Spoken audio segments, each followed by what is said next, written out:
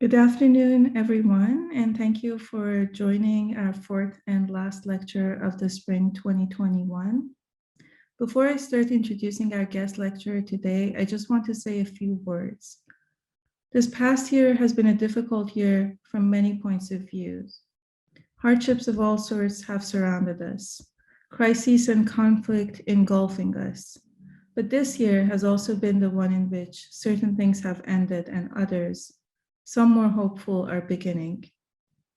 If yesterday's verdict presented a moment in which Black lives, though lost and perished, finally mattered, it certainly was a small token of justice, recognizing, though belatedly, the continuous vectors of racism, inequality, and social imbalance that steer this country. I think of Toni Morrison when she said, quote, "There's really nothing more to say except why. But since why is difficult to handle, one must take refuge in how." End quote. Over the past year, the architecture faculty and students, our community, have collectively committed to work in between the why and the how. And the hope is that this series have been a starting point in that direction. And now back to our dear guest for today.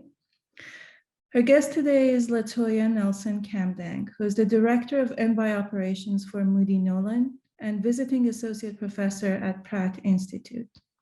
Latoya earned a Master of Architecture from the University of Pennsylvania School of Design, and she also holds a certificate in Real Estate Design and Development from Wharton School of Business. She is also a U.S. Fulbright Senior Scholar, registered architect, and a certified interior designer. Her experience spans architecture, planning, exhibit design, industrial, and interior design. As a senior architect, some of her most recent clients include Hilton Worldwide and Hudson Yards Observation Deck Experiential Journey. Latoya was on the design team for the Smithsonian Institute National Museum of African American History and Culture, and she was involved in all the phases from RFP submission to construction documents. She particularly focused on the Slavery and Freedom History Gallery. Latoya's experience has also spanned to overseas federal projects. At the United States Department of State Overseas Building Operations, she has collaborated with the interior design and planning departments. She completed strategic planning, design, development, and construction management of United States embassies overseas. At Pratt, Latoya educates students on interdisciplinary design and material theory. She has a research focus on expanding urban areas, neighborhood gentrification, sustainable technologies, and indigenous architecture. Please join me in welcoming Latoya Kamdang. Welcome, Latoya. Thank you, Perry, and thank you to the attendees of the lecture today. Thank you for that great introduction. And I'm just going to start off by sharing my screen and then start the, let's say, conversation. We won't call it a lecture. So as Perry mentioned, my career is pretty kind of vast in the way that I approached it. Not as like a traditional practitioner or a traditional academic. And that's really framed by, that I wanted to work at the nexus of teaching, practice, and research, but also this element of advocacy. And that piece of advocacy was really important to me as a student when I was at Penn Design.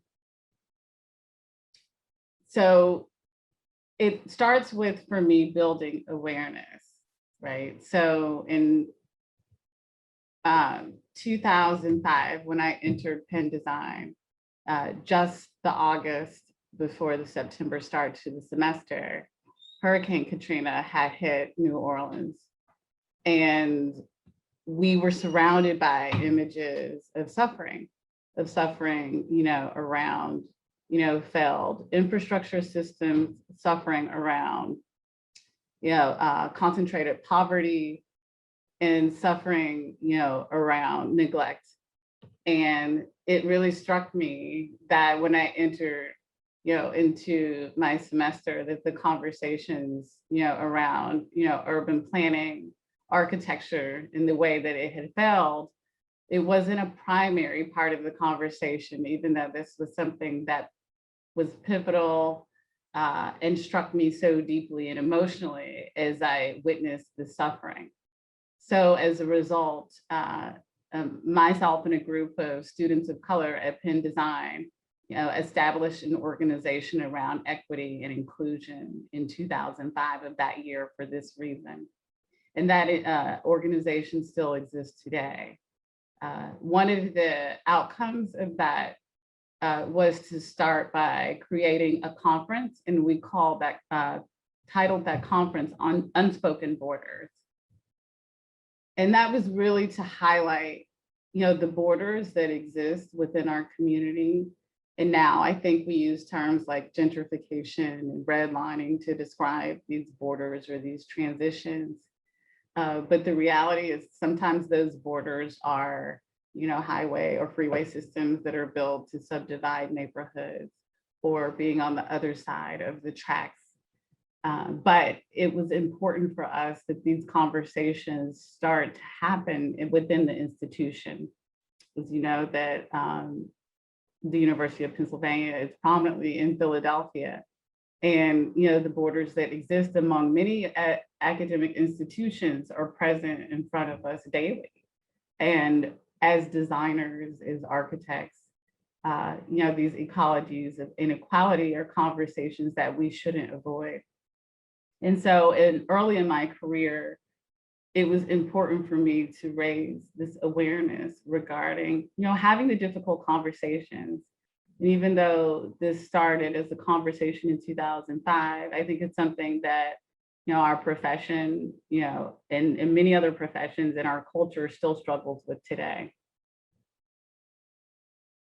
So just to talk a little bit about my teaching as well, I've taught at Pratt Institute in Brooklyn, New York since 2009. So for several years, and I started off teaching studio classes. I've taught graduate level, undergraduate level, but I really wanted to start creating impact, in my teaching.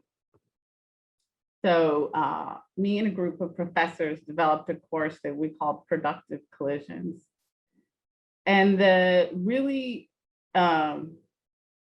main point of this was to talk about the neighborhood in which Pratt Institute resides and the transitions that were happening in that neighborhood right around us, not so dissimilar to many academic institutions throughout the United States, adjacent to Pratt, in the Bedford-Stuyvesant and Clinton Hill communities.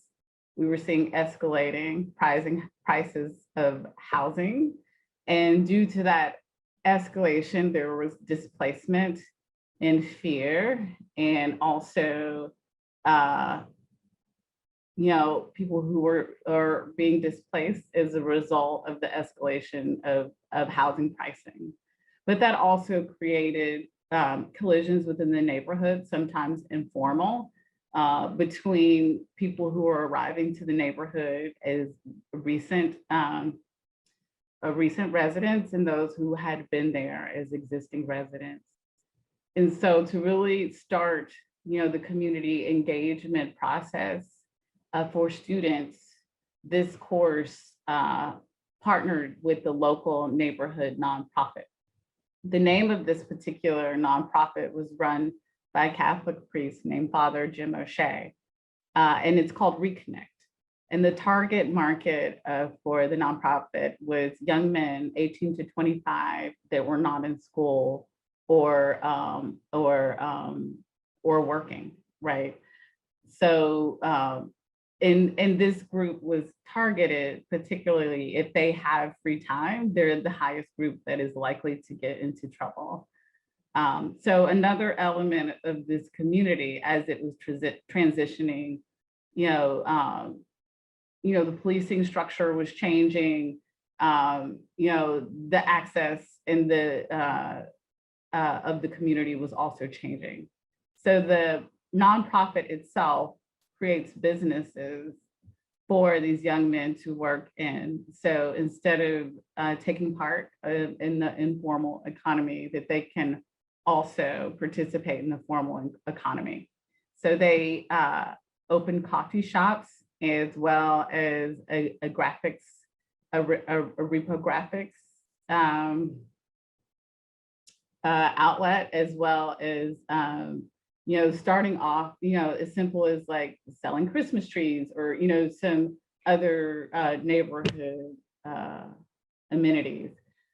But I think the strength of this was that it allowed our students to engage with the community directly and participate in a participatory design and planning process, that involved multiple stakeholders within the community. This is some of the press, from this effort. But in addition to the young men having the access to have jobs within the community, they were also partnering with a local institution so they could get the degree for college, a community college degree, as well as any other academic attainment that they may have. So it did allow for the flexibility for them to go back to school as well.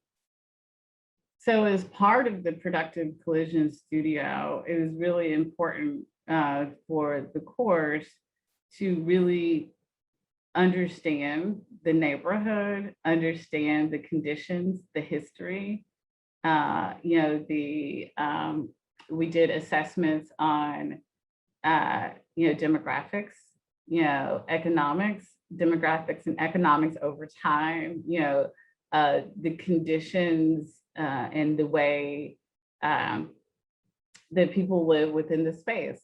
They were actually asked to do an interview, with neighborhood residents and formulate it into a video to tell a story, about understanding and the need as they were developing their projects throughout the semester. So to do this, we had a larger research component than you would typically allocate to a studio. But also mapping and diagramming and planning in a more deliberate way.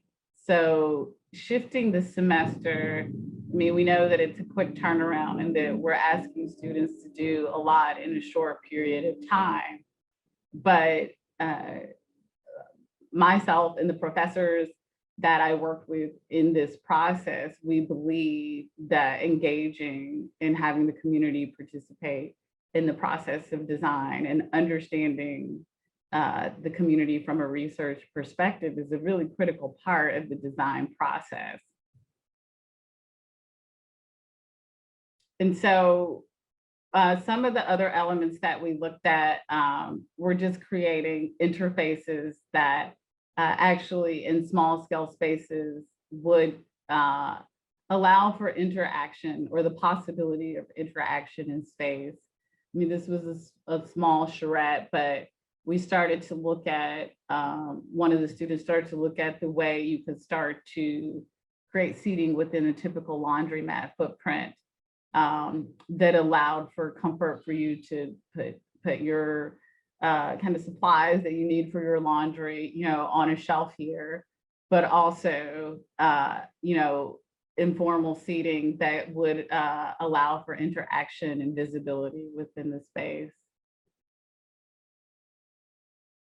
And, looking at this idea of community design and having people from the community take part in the review process as well.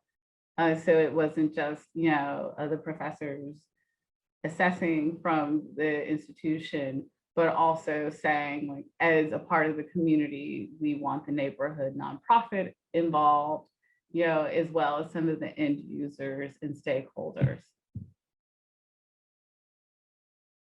So another, and I would say before I move to the next section of the presentation, is that as a part of my teaching, this course has evolved into from a studio into what we call a PIC at Pratt, which is the Pratt interdisciplinary course. And so we're really trying to not work in isolation from other disciplines. Is when you start to work in architecture, interior design, graphic design within the profession, you're in a constant state of collaboration. In the model, the studio model of the master architect in school, oftentimes, even though this is now evolving because students are now allocated more group projects, that students are working individually. And we're finding less and less that, this model of, individualism in one profession with one set of, learning systems and values is not really reflecting the diversity of the world or the profession.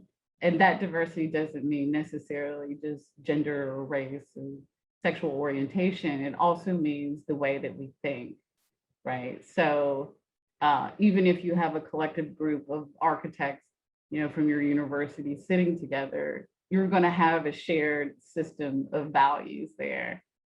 So I think what the reflection of having those interdisciplinary courses where now the same course, a similar scale of project, but we have people looking at it from multiple disciplines, merging ideas, the outcomes actually are much more, I think they're much stronger. And I would also say that when I started to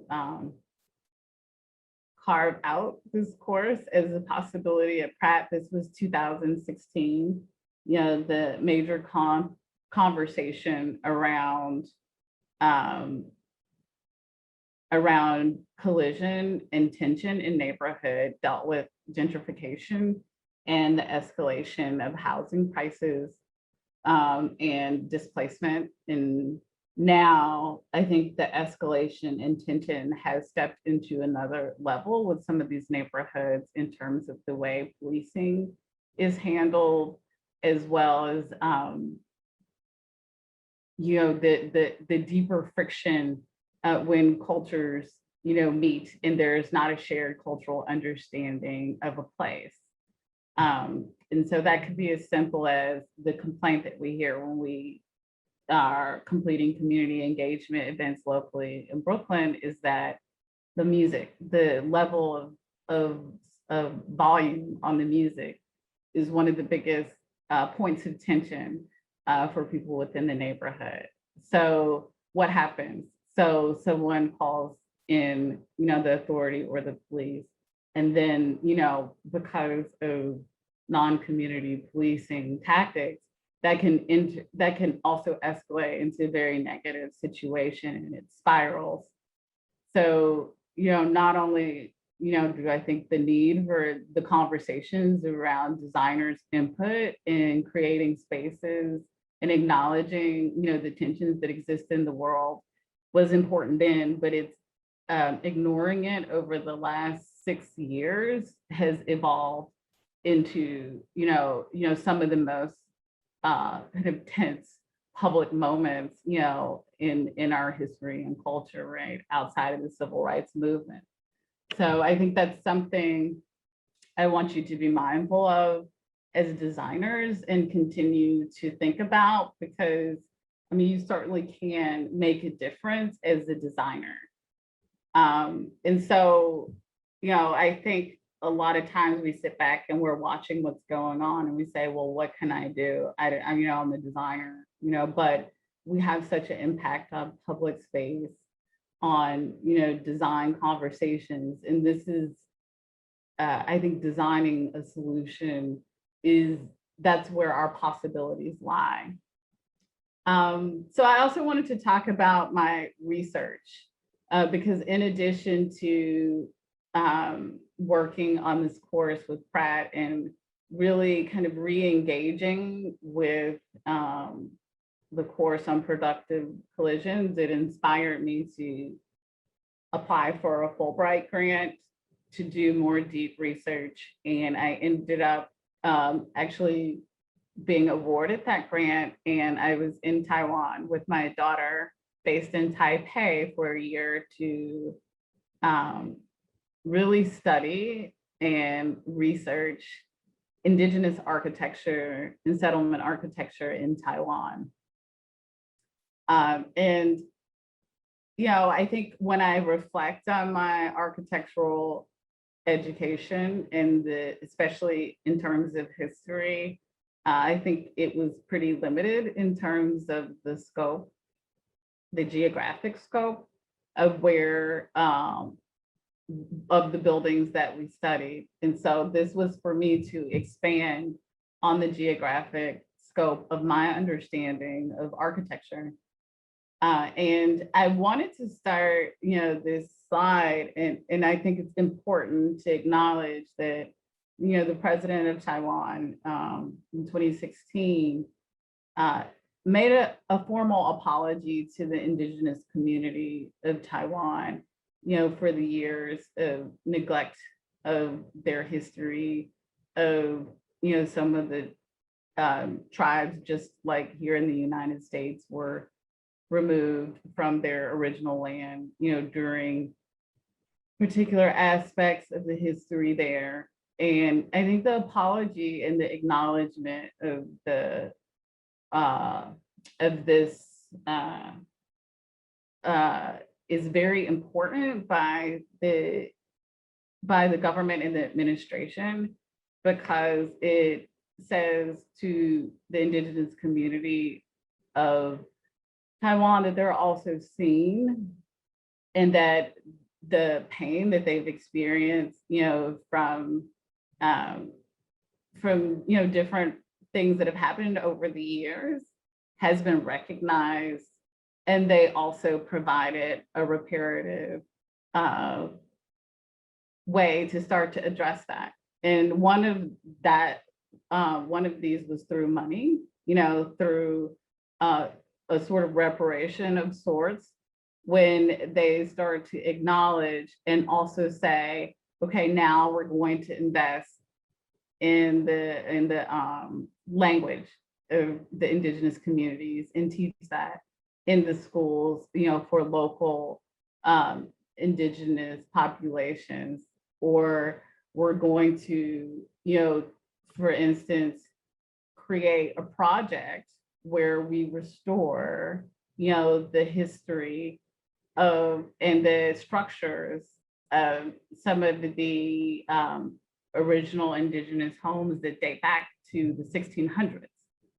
And so this is just an assortment of the different types of materials and that I saw and witnessed, you know, in my studies in terms of roofing, looking at slate, bamboo as local materials, and construction techniques in the interiors, you know, intersecting the bamboo with the local stone, and using techniques of like stacking and cutting, you know, to create structure.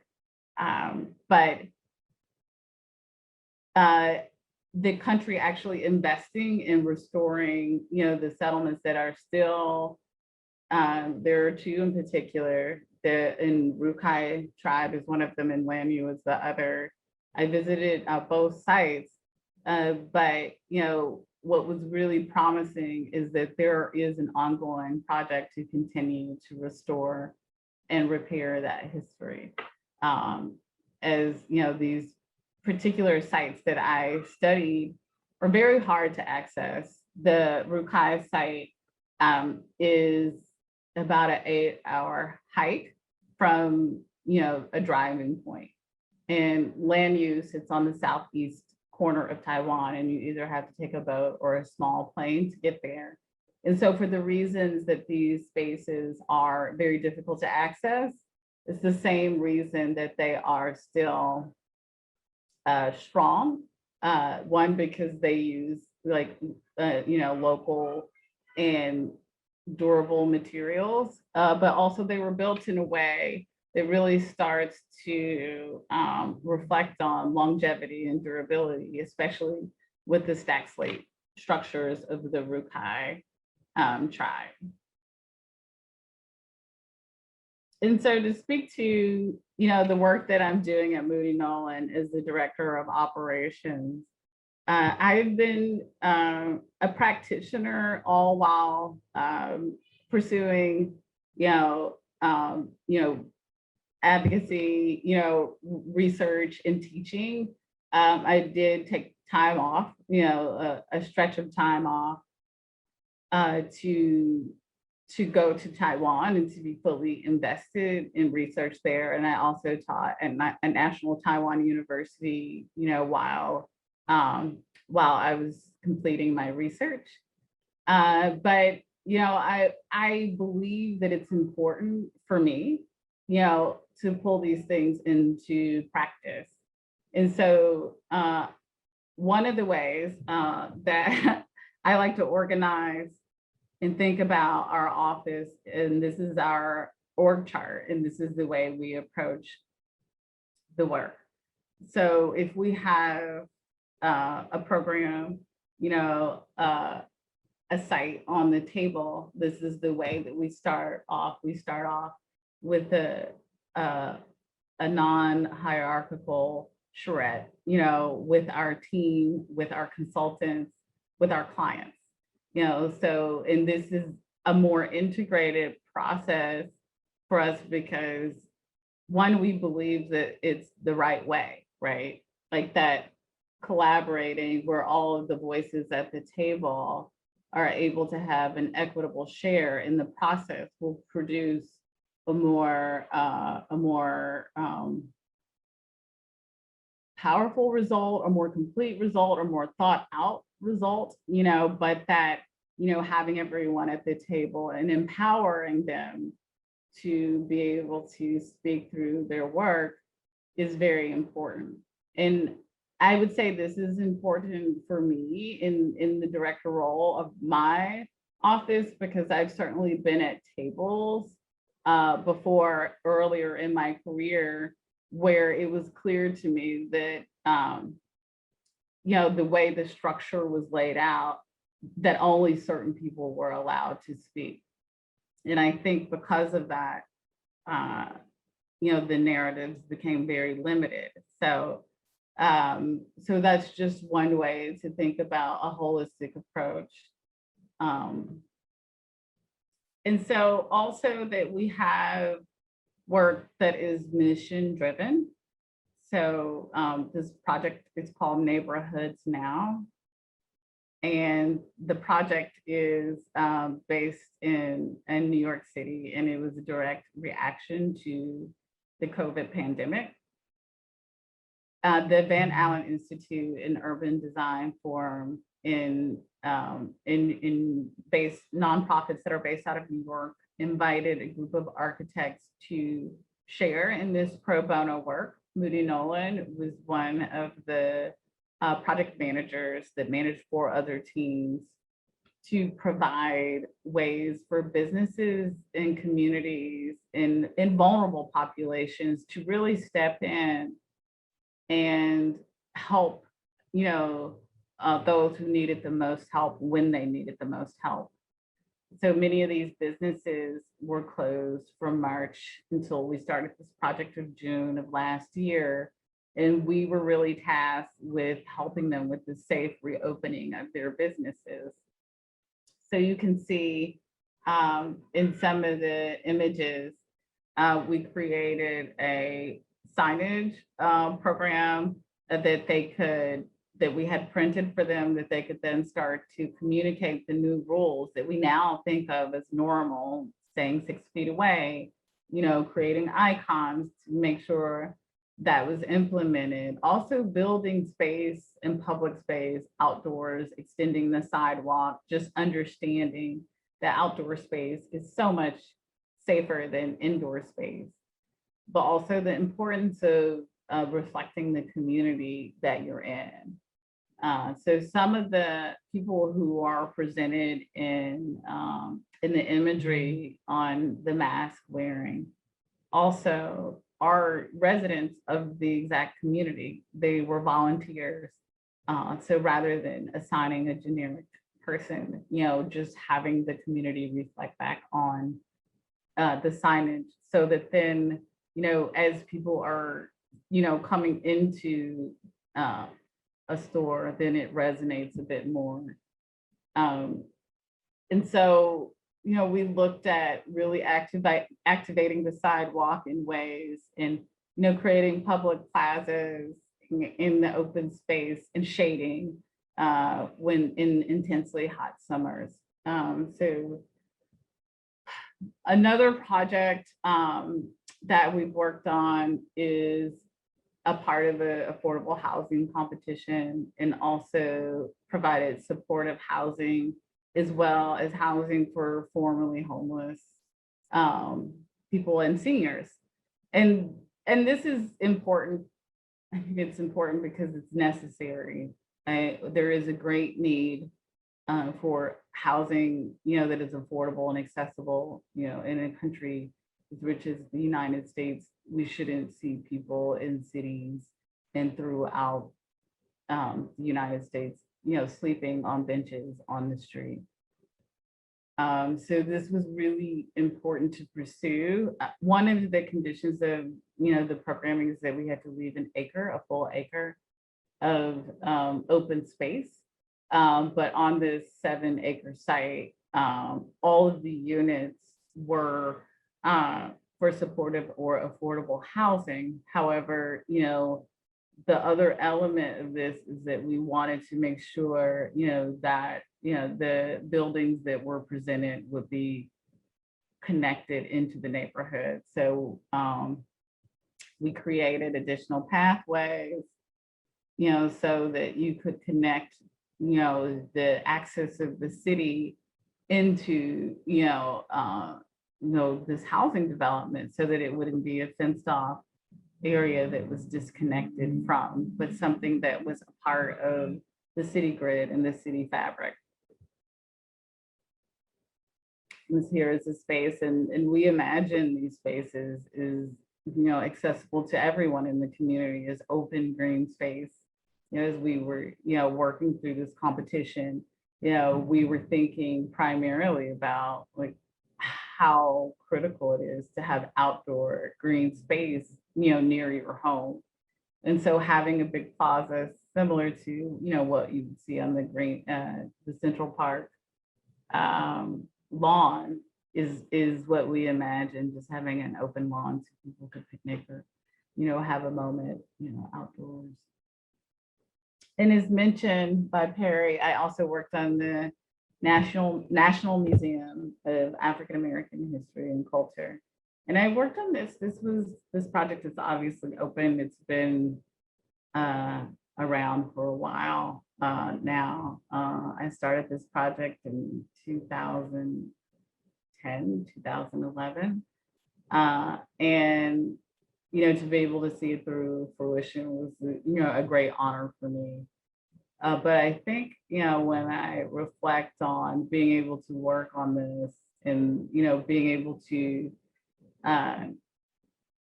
complete my work in Taiwan with the Fulbright on the indigenous communities and thinking about unspoken borders and productive collisions, that this project culminates, into a little bit of all of it, that it's something about raising awareness, telling a story and acknowledging that story is important. And that's what, this museum is to me, being able to work on it and then having those stories reflective, the good and the bad, the tense moments, and as Perry also mentioned, I worked on the slavery gallery, which was very difficult, just in terms of the, this content, that was associated and the brutality and the violence that was associated with slavery. And these are some plans. I mean, it's obviously already built, but the story of the narrative is starting with today. You start with, it's a chronological story. You take the elevator, down to 1492, which, starts the story of, from slavery. And then, there is this ramping that you see here, and you're actually ramping up on each floor into another part of the journey. So you would descend down to slavery, but you would rise up into segregation and experience that gallery, and then rise up to 1968 and beyond, and continue to rise up through the museum to experience music, sports, other cultural. It's really cultural and about community building, to really kind of separate history from this other piece of the story that talks about art and community, so I think, it was really important to my journey. And I mean, these are, some of the drawings, that we have, as we were developing the museum. But many of them now, I reflect on the drawings, and they're so true to what the vision was for creating that. And I worked with the experiential designer on the 3D design team. But that story was so, it's such a critical story. But the way you start to narrate a story by creating the spaces to tell that story is very critical. So when I think about, productive collisions, and, I think there's, definitely people within academia who would say, oh, we just build space, and space, doesn't really impact, people, like, so it's more so programming. I don't believe that. I believe that you can create space, and that's why, as architects, as designers, we've obviously all been emotionally moved by the spaces, so much so that we've gone into a profession that we want to be a part of creating the new ones. So with that, I think we all have an incredible responsibility, while we're not creating policy,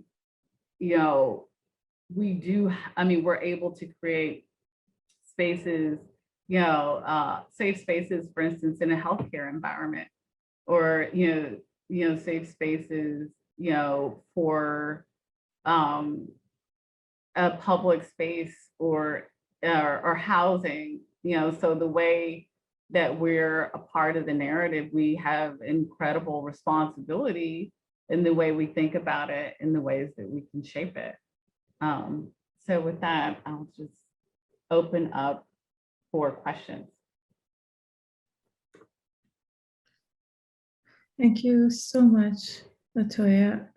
We already have 2 questions, and I also want to invite people to write more in the question and answer. So I'll start by reading you the first one. And so Chelsea Jackson Green is asking, when forming the nonprofit at Pratt, how did you go about getting the financial investment from the university for the nonprofit?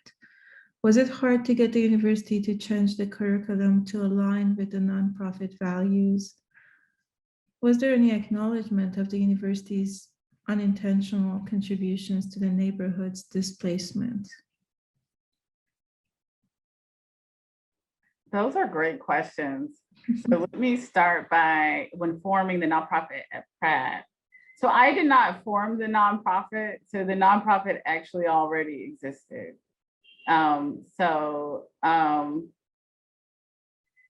But when we did the project, I had submitted for us a grant to do the course. And the course, allowed us to do, some, to actually do some design build aspects of the project, where at the end of the semester, the client, like what a client would do in real life, selected one of the teams to move forward, and we created an informal pop-up to allow, to move past the brick and mortar store, but to do something kind of quick and easy, like in a public park or in a festival situation. So we were awarded some funds from the university, but it was planned ahead of the semester. Was it hard to change the curriculum? No, I would say it wasn't hard to change the curriculum. And at the time, I would say this was an outlier though. So I won't say that this course, I don't know for sure, but it's not embedded in the curriculum. And I think that has to do partially with accreditation institutions, what they require. Like if the accrediting body said, oh, we require university programs for accreditation to have community engagement as part of the curriculum, right? Then it's going to get embedded into into the syllabus. But we embedded that in, and I think because we were a little bit early in the conversation, now we frequently hear in design, we hear a lot of conversation around participatory planning, right? But I think 10 years ago, it was not as common. But I think one way that you can start to shape the curriculum is to shape, like for interior design program at Pratt, we have to get a CETA accreditation, is to start to sit on the board and say, well, for these schools to get accredited, I think that you should have these components in their curriculum. Because a lot of times they're competing with these components, to teach like so many things. So I would say, I don't think the curriculum of the entire program has changed based on my class. Yeah, and I don't think that they would necessarily, no, they had, acknowledging that they directly, we also had a shift in presidents of the university between, and I was also out of the country, but I don't know that there was a natural conversation, about gentrification and the impact of the university. I know they invited, and there is a video online, Spike Lee to speak once. And and there was a direct attack to the Institute from that conversation. How it was all resolved is really unclear to me. But I don't know that there's ever been like a formal apology or acknowledgement that XYZ numbers of people were displaced, and this is what we did to combat it. I did work on a project once with the university that was expanding, and we proposed to them, our team, to provide those 500 units of housing that were displaced as affordable units, as part of our planning process. And they didn't ask us for that information, but, I think, from our, I was working with Max Bond at the time, if you don't know, he's passed away now, but was the principal at Davis Bertie Bond. But as part of our thought process of planning on this campus, he was insistent that we should account for the displacement. And I think that is something that, if a project is going to create displacement, and this was actually an issue in Taiwan as well. Many of the settlements are located near college campuses, that you account for that. But, with the particular settlement that I looked at in Taiwan, they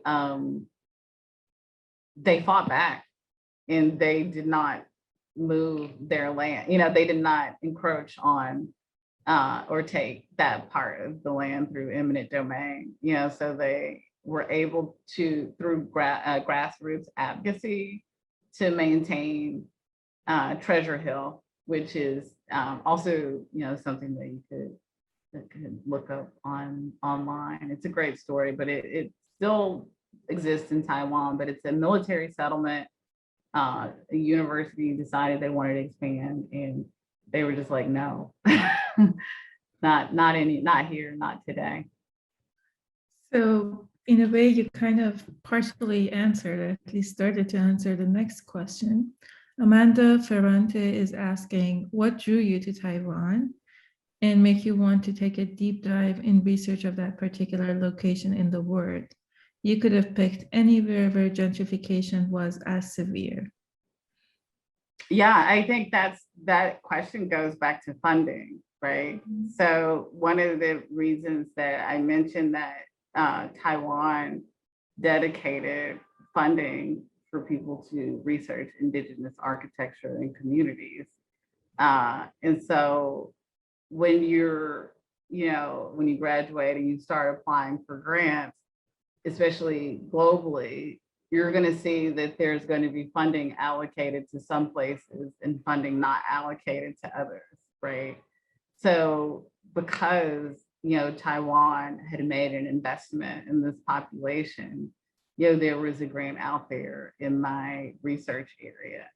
And I think my interest is beyond gentrification. It's actually, I think a lot about, top down versus kind of bottom up systems. And so I'm really fascinated by bottom up systems. And, the military settlements that I mentioned was one of my attractions to Taiwan. And also my thesis was on a bottom up system in Ghana, the settlements that were located there as well. So the extension of my research in Taiwan actually was a continuation of work that I had done in Ghana as well as Brazil, looking at the favelas and bottom-up structures and planning methods, rather than saying, okay, we're coming to this neighborhood, we have the best ideas, we don't need to talk to anyone, and we're just gonna level everything and start over, And then you have all of these environmental issues, because the people who live in the favelas have thought about the way water enters, or the way, nature or materialities are important to these systems, so I think we could, learn a lot from anywhere in the world. And, I think from a continent standpoint, like obviously I was educated in America. I studied in Florence, for my undergraduate, for, a summer program.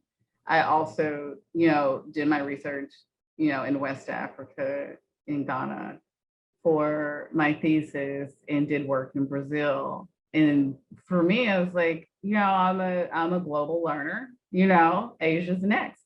so Taiwan was it was a critical part of that, I think, because I really see myself as a global citizen. Wonderful. The next question is from Mark Donahue, and he's asking, what do you believe is the most pressing aspect of the profession that needs to change to move towards equity? The most pressing aspect of the profession, wow. It might be curriculum based, curriculum and education process.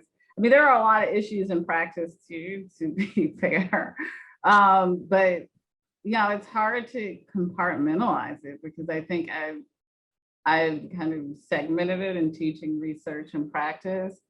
So maybe I'll pick one from each rather than saying, because I think they're all pretty pressing. I think from the teaching perspective, and I would say this is tied to research, that seminar classes, history classes, I think they have to expand, like they have to expand to be more inclusive.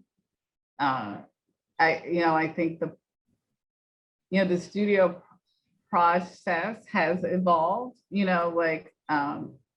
but there is or has been, this, suffering, non-sleeping architect, trope that's out there that's unhealthy, it's unproductive. I'm not saying that people shouldn't work hard, but also this idea that we should work, and I guess this goes into practice, that we should work for free, that we should work a lot of hours, and that we should revise things without compensation. I think we need to break out of that. There is value to what we do, and that value needs to be, people need to be compensated for providing that value. So, working 70, 80 hours a week, without compensation, it doesn't seem like a business model that is, that's okay, and I think because the compensation is not on par with, other professions, whether it's finance or law, where people are working 70 or 80 hours a week, but the compensation is like 3 times more, so I think we have to unpack that. And, of course, when you start to look at that inequity, that's like our whole profession. But within that, when you look at women and you look at people of color, they're still getting a even smaller piece of the pie through, wage disparity. So I do think the project types are shifting, like developers are certainly getting in practice with public projects a lot more decision-making authority on the way things work. So I think we have to be better negotiators. Okay, so I just want to say, first of all, so I think Mark has a sequel or a thank you to the question. I'll read that first. Since the chat function is disabled, allow me to say here, thank you for sharing your experiences with us, with people like you in practice. I have hope for the future. Oh. And Mark, if you just hold on a few more seconds. So I will read one last question. And then what I will do is that as Latoya is answering that last question, I'm going to promote everyone to become a panelist, and therefore you will all be in the same space. You can all ask questions and you can see each other. So it will be a little bit more interactive. So the last official question of the day is from Michael Davis. At what point did you decide to pursue an MBA degree, and in what ways that field of knowledge inform your design practice? Thanks for that question, Michael. I actually did not pursue an MBA, so it might be a little bit of a misrepresentation of my resume. I have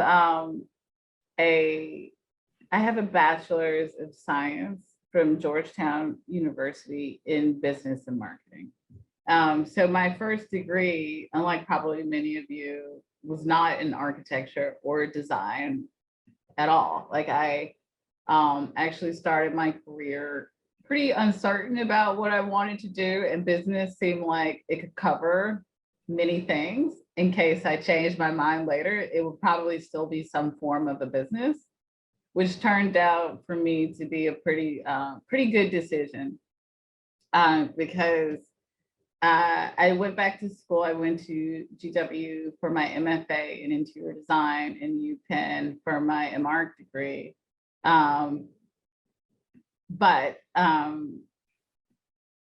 So the question is, but one of the things for the real estate development piece, I actually worked on a certificate at the Wharton School simultaneously while at Penn to take courses in their real estate development department. So it was something that was accessible then. And I think they actually transitioned eventually into a dual degree. So you could get one degree and the other degree with an extra year of work. So I think the business degree has been immensely helpful, especially now that I'm the director of, I would say less so in the beginning of my career when I was purely in the design portion of the practice, because, I had less ability to make decisions, to be frank with you. I could see when decisions were not being made very well on the business side of things, but I didn't have the authority to really do anything about it. But now that I'm running an office, the concepts and the strategy and the marketing and the finance, I feel like I have a great advantage as a practitioner now, having that background, because when I speak to developers and they're talking about their pro forma or penciling out something, I know what they're talking about. Like I can engage in the conversation pretty confidently. So, and I in my current role, I have to switch so quickly. Like I may have to address an HR issue, or accounts receivables and payables. And, I think my undergraduate degree in business really just kind of, and then it's like, okay, now we need to sit down and do a charrette on this, design idea as a team that, I'm constantly kind of navigating all of these things. But I don't think if I didn't have, the business degree as my foundation, it would be really challenging, I think. Thank you. Thanks. Great. So now the people who have stayed are now all visible. I would just invite any of you to unmute yourselves and ask questions and engage our guest in a conversation if you like to. Go ahead.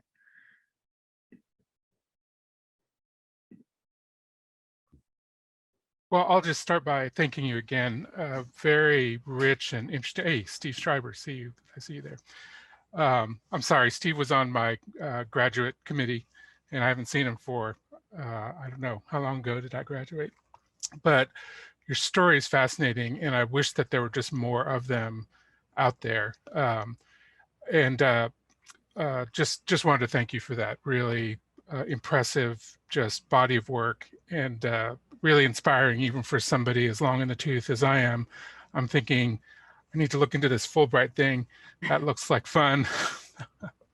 So what is in your future? Where are you headed? That's a great question. In my current role at Moody Nolan, we're really growing our New York office, and I'm building a team of really amazing and thoughtful people. I imagine as a practitioner that, there's possibility, with some of the frustrations that I had coming up as a young junior designer and being here today to fix some of those things, in the workplace, to empower people, to create, a system where, we can work collaboratively and openly and really just do great work. I think we venture between like very large scale projects. For instance, one of the projects that we're closing out now is the expansion of the Javits Center in New York, which is a 1.2 million square foot expansion. We're also working on LaGuardia Airport, as well as some work at JFK as well. So very large scale projects. But for me, and I tell my team this, we pursue these projects because it enables us to do the work like Neighborhoods Now, right? It enables us to do the pro bono work. so that, not only are we working on, a project that is like huge in scale, but that, we can also work on a strategic action plan for Buffalo, New York, heritage corridor, which, they've been wanting to, expand for a while. And they're so passionate and driven about it as the community. But they just need, the right direction to get to the next steps to make it a true heritage corridor.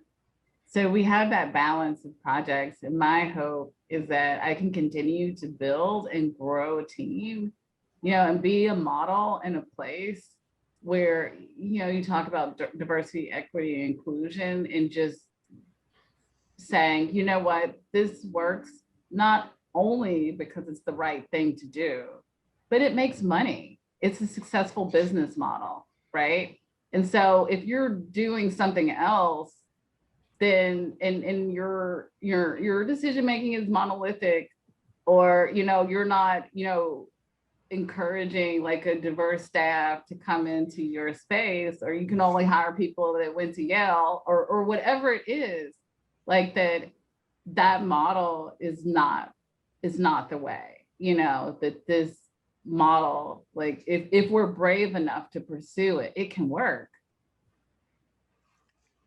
Thank you. You're welcome. Great. I think there's a next question brewing. Go ahead, Erica. Thank you. Thanks, Latoya, so much for this talk. I'm just loving it, and just came to your lecture right after our Design 6 studio, which is a participatory practice studio. And I'm just wondering if you could talk a little bit more about how you balance the need for the academic research and the community engaged activities in your productive collisions class. Like, you talked about how it's important to understand the structural and institutional causes and effects of gentrification, but it's also critical to experience the neighborhood and to build those narratives. How do you balance it all within the framework of a semester? Because it's almost impossible. I think this right? is the challenge. It's come up because if you're pushing the research and the engagement piece to the front of the semester, you're not like engaged in the design and the ideation part as long. I think it's the biggest challenge, and I think it's one of the things. I was just telling Perry that prior to the pandemic starting, I had a conversation through Urban Design Forum with Leslie Loco, and she was talking about extending the semester. Like, that was her biggest concern. Like, that one semester is not long enough to really do a project and do it well. So, and unfortunately, I think she eventually left because of that level of tension, and the fixed, system that we have to do it. It's difficult, but I guess the question becomes, then you have to think about, what do you prioritize? Yeah. Is it the priority that you have these like kind of beautifully done buildings, designs that don't engage anyone, or so it's almost, I think it's impossible to have both in the current timing, so I think because of that, we scale down the project. Yeah, it's a smaller scope, because obviously we don't want to create a system that just is like, oh, okay, now you have to do this like very large scope, and then you have to do all this research, so the amount of work becomes crippling, and that's not what we're trying to do either. But I think, thank you for asking that. It is a real challenge in the current, semester-based system, that you have to resolve everything by May 5th, And I really appreciate everyone being here today, because I know that my students are crunching on final reviews. So I know that you all are too. All right, any other questions?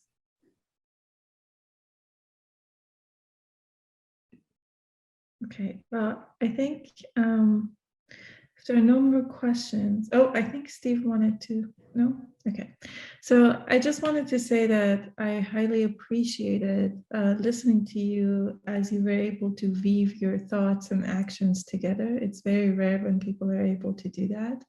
And so it was extremely, interesting for me to be able to listen to you, being able to straddle this different portions of your professional creative life. And so I'm really hoping that you will be visiting us later once travel is something we can all consider, and come and visit us in our setting. So thank you so much, Latoya. It was an absolute pleasure to have you. And unless anyone has any parting words, we can all say thank you and goodbye. Steve, would you? Thank you so much. Great. Thank you. All right. So thank you so much. Everybody survive the last 2 weeks of the semester. Do well, get some sleep, and we all look forward to the fall. All right. Thank you. Take care. Bye. Thank you.